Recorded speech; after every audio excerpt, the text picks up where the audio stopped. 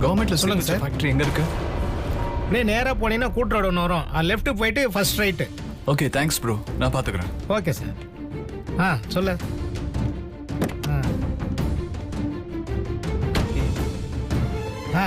வரேன். மாதேவா, அமராவதி உனக்காக காத்துக் கொண்டிருக்கிறாள் மாதேவா. புறப்படு மாதேவா, புறப்படு மாதேவா, புறப்படு. போ மாதேவா, போ. அமராவதி காத்துக் கொண்டிருப்பாள். போ மாதேவா, போ.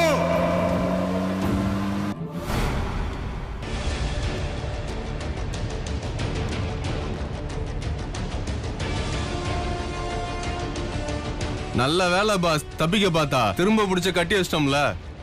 விட்டுறாதீங்கடா, அவதான் நமக்கு தங்க முட்டையிடுற வாத்து. அவளை வச்சு நிறைய பிளான் பண்ணிருக்கோம், புரியுதா?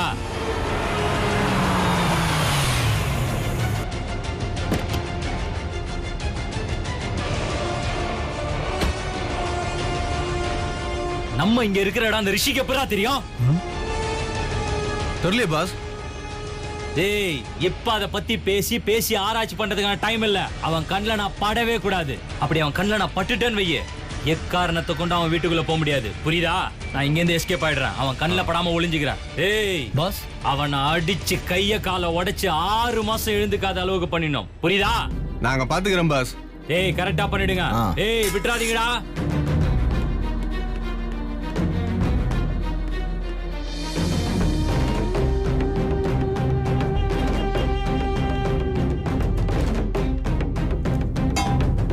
காவேரி,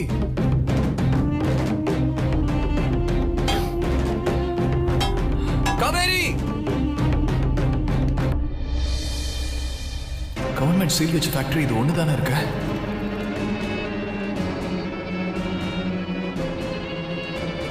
காவேரி,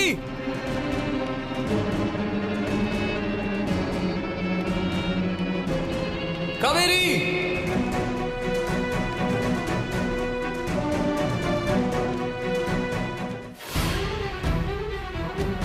காவேரி, காவேரி, காவேரி, காவேரி.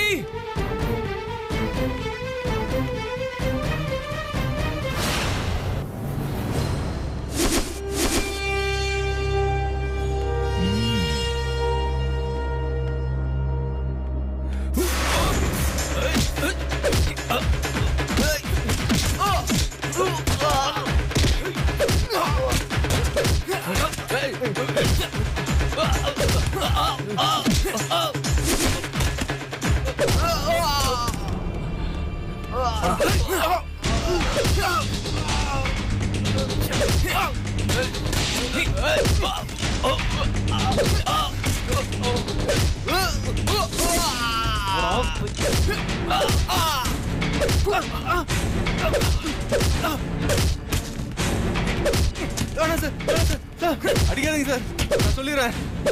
காவேரி எங்கடா? வாடா, காட்டுறா, வாடா. காவேரி எங்க காட்டுறா.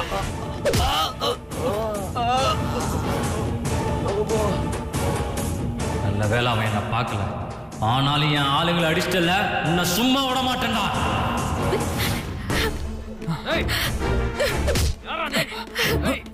மாமா, மாமா, காவேரி, மாமா,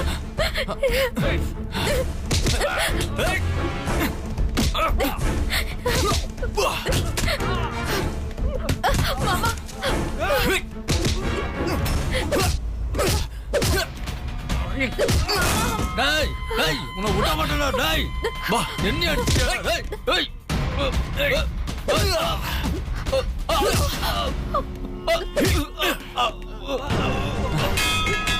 வாடா.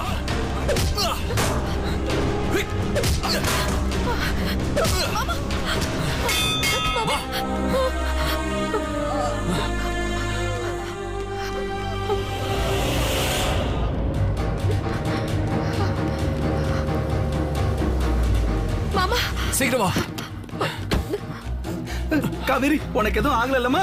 இல்ல மாமா, இவ்வளவு பத்திரமா வீட்டுக்கு கூட்டு போங்க. எது இருந்தாலும் அப்புறம் பேசலாம். மாப்ள நீங்க வா மாப்ள. சொல்றது கேளுங்க மாமா, எனக்கு முக்கியமான வேலை இருக்கு. சீக்கிரம் போங்க. சரி நீ வா வா வா.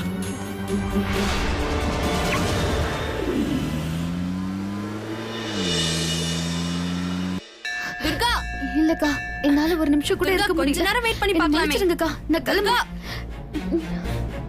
துர்கா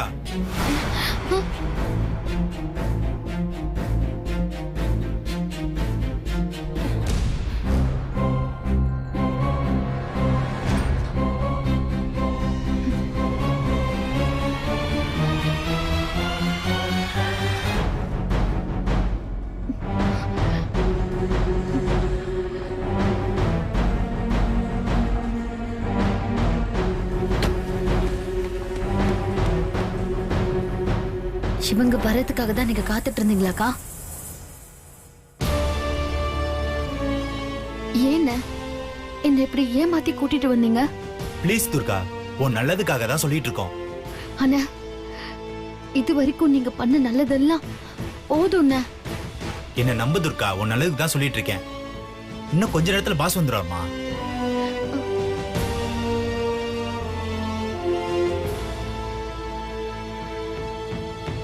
அவர் பார்த்ததுக்கு அப்புறம் நீ உடனே கிளம்பிடு. ஆனா திரும்ப சித்ரம்மா முன்னாடி அசிங்கப்பட்டு நிக்கிற அளவுக்கு உடம்புல சக்தி இல்லைன்னு. ப்ளீஸ் என்ன தொந்தரவு பண்ணாதீங்க. ரிஷி சார் வரதுக்குள்ள நான் இங்க இருந்து போயிடுறேன். அதுதான் 2 பேருக்குமே நல்லது. துர்கா துர்கா புரிஞ்சுக்க துர்கா. இந்த ஒரு டைம் மட்டும் நான் சொல்றதை கேளு துர்கா. பாஸ் வர வரைக்கும் கொஞ்சம் வெயிட் பண்ணு. அதுக்கப்புறம் யாருமே உன்னை தொந்தரவு பண்ண மாட்டோம். உனக்கு புரிய வேண்டியது ஆட்டோமேட்டிக்கா புரிஞ்சிடும். எனக்கு எதுவுமே புரிய வேண்டாம். என்ன தொந்தரவு பண்ணாம இருந்தா அதுவே போதும். ப்ளீஸ் துர்கா, பாஸ ஒரே ஒரு தடவை மீட் பண்ணிட்டு போயிடு. இவ்வளவு தூரம் கேக்குறேன்ல. அதுக்கு வாய்ப்பே இல்லைண்ண. இனி என்னால இந்த வீட்ல எந்த பிரச்சனையும் வரக்கூடாதுன்னு நான் முடிவு பண்ணிட்டேன். அதனால எந்த காரணத்தை கொண்டும் நான் ரிஷி சாரை சந்திக்க மாட்டேன்.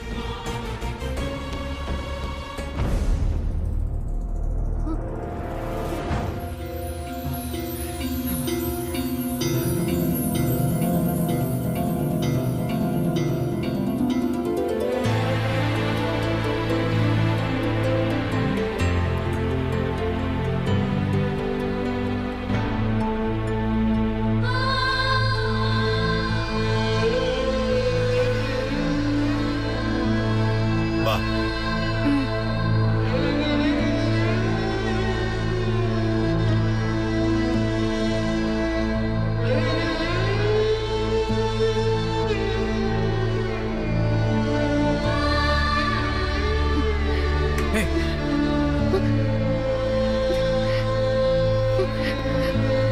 ரிஷி சார் என்ன தொந்தரவு பண்ணாதீங்க. விடுங்க, நான் போகணும். துர்கா, கோவப்படாம நான் சொல்றது கொஞ்சம் கேளு. உன்னை எதுக்காக அழைச்சிட்டு வர சொன்ன தெரியுமா?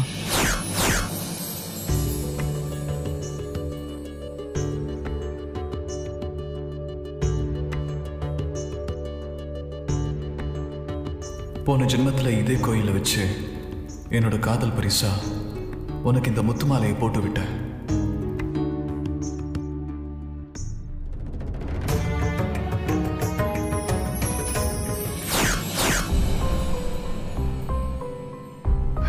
ரிஷி சார், நான் உங்களை கெஞ்சி கேட்டுக்கிறேன். என்ன தொந்தரவு பண்ணாதீங்க. சரி, இப்ப நான் உன்னை தொந்தரவு பண்ணாம விட்டுறேன். ஆனா நான் கேட்கிற கேள்விக்கு மட்டும் சரியா பதில் சொல்லு. நீ இந்த கோயிலுக்கு வந்த உடனே உனக்கு ஏதாச்சும் பழைய ஞாபகங்கள் இல்ல ஏதாச்சும் வித்தியாசமான அனுபவங்கள் உனக்கு ஏற்பட்டுச்சா? அப்படிலாம் எதுவும் நடக்கல. பொய் சொல்லாத துர்கா. நிஜமா எதுவும் நடக்கல ரிஷி சார். என்ன விடுங்க, நான் கிளம்புறேன். நடந்திருந்தாலும் நடக்கலன்னு தான் நீ பொய் சொல்லுவ.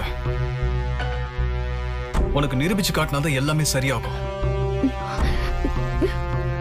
இன்னும் ஒரு செகண்ட்ல உனக்கு நம்ம பூர்வீக காதல எப்படி ஞாபகப்படுத்துற நீயே பாரு.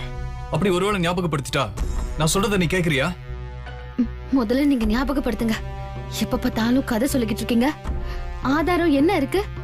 அதை காட்டுங்க, நான் நம்புறேன்.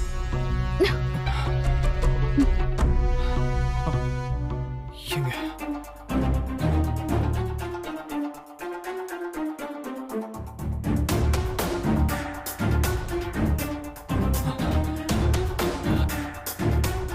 டேய், என்ன பாசிரா இது?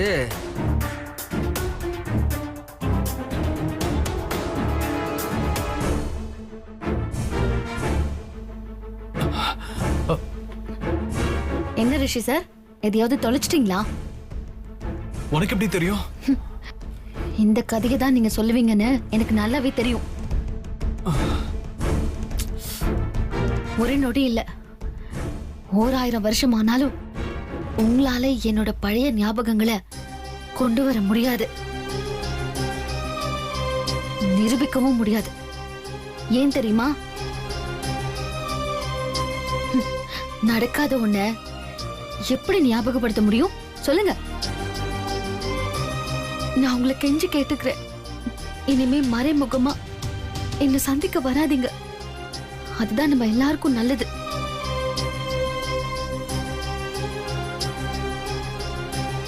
இதுக்கு மேல அசிங்கப்பட்டு எழுக்க என்னோட உயிரை தவிர வேற எதுவுமே இல்ல ரிஷி சார்.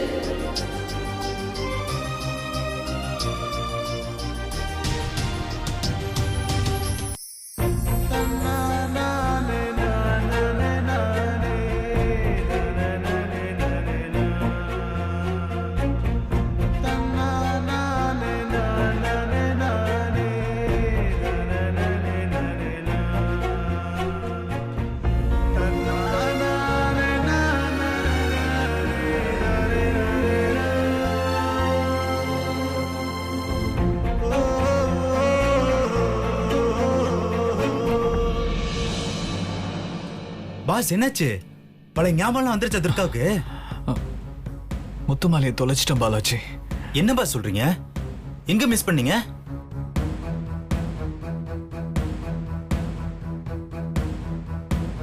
பாலாஜி, நீ ஒண்ணு பண்ண, நீ துர்காவை கூட்டி வீட்டுக்கு போ, நான் அந்த மாலையோட வரேன். எல்லாம் சரி பாஸ், மாலை எங்க? அது தேடிதான் போறேன். நீ முதல்ல துர்கா கூட்டி வீட்டுக்கு போ, சரியா? சரிங்க பாஸ்.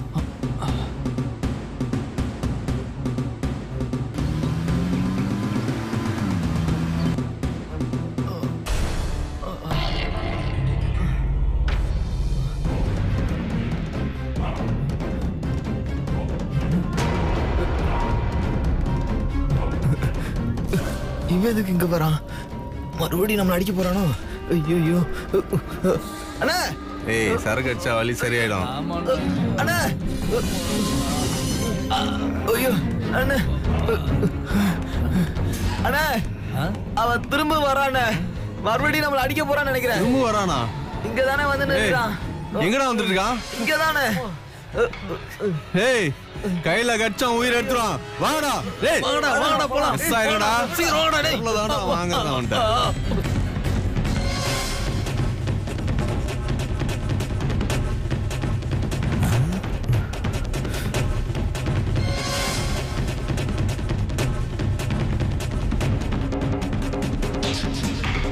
என்ன தேடிட்டு இருக்கான்? ஏதோ அவன் போனுக்கு இதை தொலைச்சிட்டானா?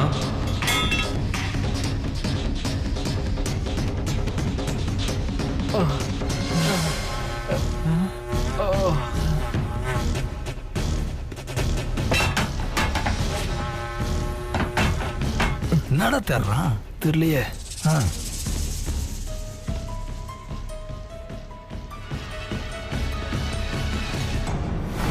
ஏதாவது காஸ்ட்லியான பொருளா இருக்குமோ? ரொம்ப நேரமா தேர்ந்துக்கிறான்.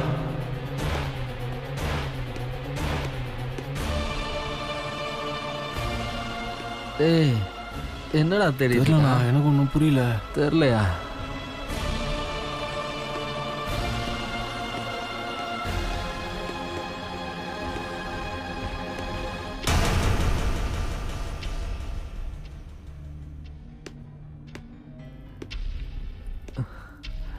டேய், வாடா வாடா, பாத்துட போறேன்டா.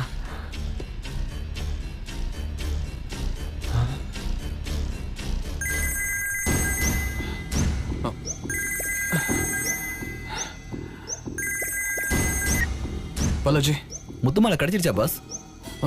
அந்த முத்து மாலை கிடைக்கல பாலாஜி. இது பரிகாரம் பண்ண இடத்துல விழுந்திருக்குன்னு நினைக்கிறேன். நான் அப்புறம் கூப்பிடுறேன். மணி பத்தி பேசுறானா?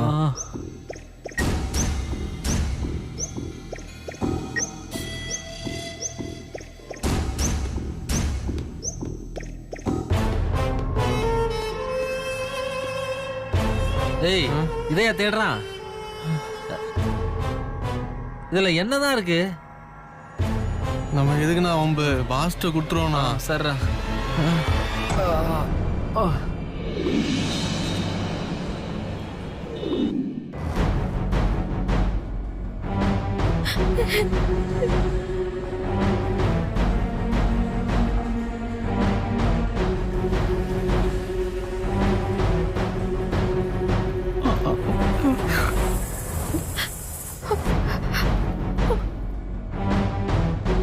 நான் இந்த வீட்டை விட்டு போறேன். என்னை யாரும் தேட வேண்டாம். இப்படிக்கு காவேரி 2 வரியில எழுதி வச்சுட்டு போயிருக்க. சொல்லுடி, இந்த வீட்டை விட்டு வெளியில போற அளவுக்கு அப்படி என்ன நாங்க உனக்கு கெடுதல் பண்ணிட்டோம்? சொல்லு.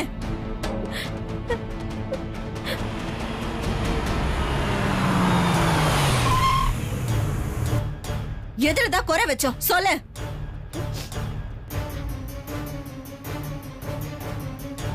இந்த வீட்டோட இன்னொரு பொண்ணா தானே உன்னை பார்த்தாங்க என் அம்மா.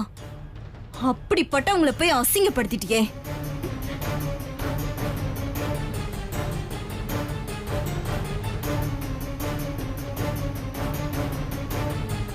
சொல்லு காவேரி, எதுக்காக இப்படி ஒரு முடிவெடுத்த? உன்னோட தவறான முடிவால எவ்வளவு பெரிய விபரீதம் நடக்க இருந்துச்சு. ரிஷி மட்டும் உன்னை கண்டுபிடிச்சு காப்பாத்தலன்னா உன் நிலைமை என்ன ஆயிருக்கும்?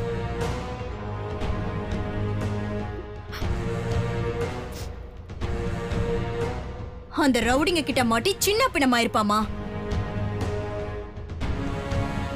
இவங்க கேக்குற கேள்விக்கு பதில் சொல்ல காவேரி. அழுதா மட்டும் பிரச்சனை என்னன்னு தெரிஞ்சிருமா? ஆமா, எல்லாரும் என்ன இந்த வீட்டு பொண்ணு மாதிரி இந்த வீட்டு பொண்ணு மாதிரின்னு சொல்லிட்டு கடைசியில என்ன அவமானப்படுத்திட்டீங்கல்ல.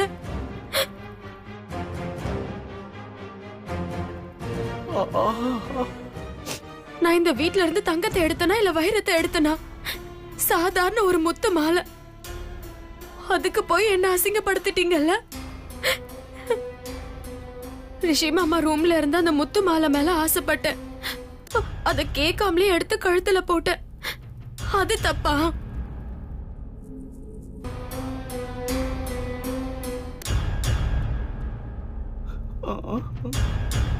அது தப்பா இருந்திருந்தா கூட ரிஷி மாமா என்ன தனியா கூப்பிட்டு அடிச்சிருந்தா அத நான் சந்தோஷமா ஏத்துட்டு இருந்திருப்பேன். ஏன்னா என்ன அடிக்க அவருக்கு உரிமை இருக்கு. ஆனா வேலைக்காரங்க முன்னாடி என்ன அடிச்சதுதான் என்னால ஏத்துக்கவே முடியல.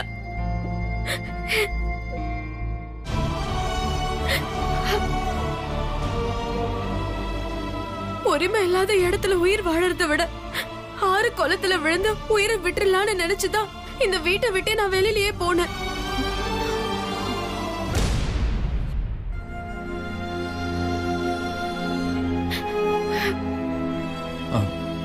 என்ன மன்னிச்சிரு காவேரி, தயவு செஞ்சு என்ன மன்னிச்சிரு. நான் அன்னைக்கு உன்கிட்ட அப்படி நடந்துருக்க கூடாது. என்னோட சூழ்நிலை அப்படி என்ன நடக்க வச்சிருச்சு.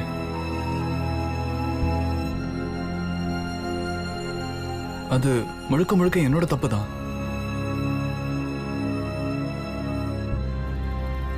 என்னதான் உரிமை இருந்தாலும் எல்லாரும் முன்னாடி அப்படி ஒன்னு அடிச்சிருக்க கூடாது. தயவு செஞ்சு என்ன மன்னிச்சிரு.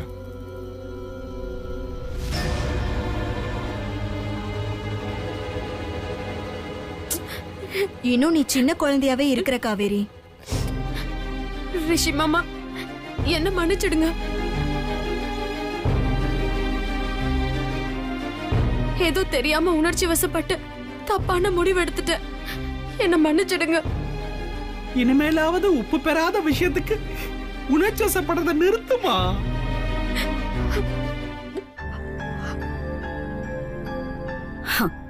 எல்லாம் அந்த முத்து மாலையால வந்துச்சு.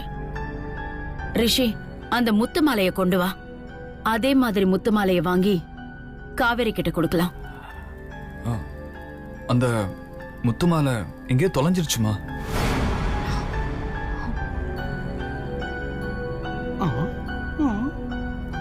என்னப்பா சொல்ற? பாக்கெட்ல வச்சிருந்தேன். எப்படி தொலைஞ்சிச்சுன்னு தெரியலமா. இவங்கிட்டயும் இல்லனா அந்த மாலை எங்க போயிருக்கோம்?